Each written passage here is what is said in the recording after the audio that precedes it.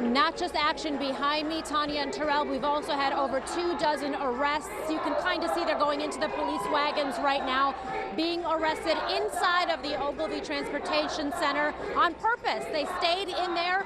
The police asked them, if you don't leave, we're going to arrest you. Some of these protesters said, yes, we want to be arrested. We want you to understand our message. Now, outside, we have at least 300 to 500 of these protesters here. These are members of several Jewish groups that wanted to come together with their Palestinian brothers and sisters. So there's a very mixed crowd here, and they have a message, you can hear it in the background, to free Palestine. Word of this protest came this morning as Jewish members of the groups, including Jewish Voice for Peace and the Never Again Action. They want to stand with Palestinians and calling for a ceasefire in Gaza. The groups have made their way inside the Ogilvie Transportation Center earlier this morning. They wanted to get the attention of the leaders inside the Consulate General of Israel to the Midwest. They say they want to stand with Palestine and end the bombings.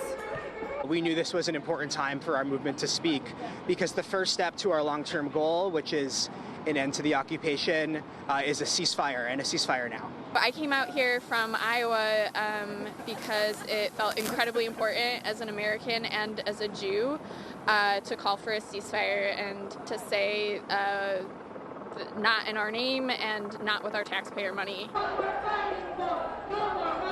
So let me explain kind of the situation, what's going on right now. Not only do we have hundreds of protesters here on the outside, we also have a very large police perimeter around the entire building.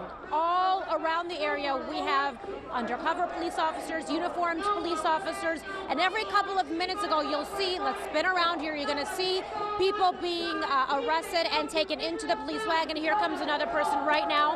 And when that happens, the crowd cheers them on. That person is now being escorted into a police wagon. Here comes another person.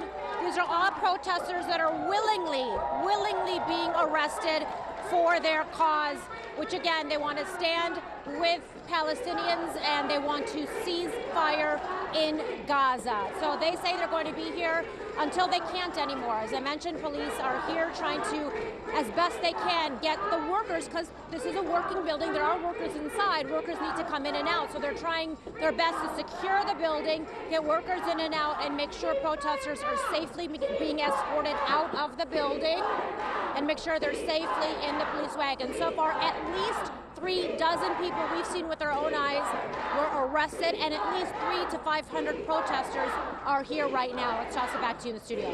Watch breaking news on YouTube. Subscribe to ABC7 Chicago Eyewitness News.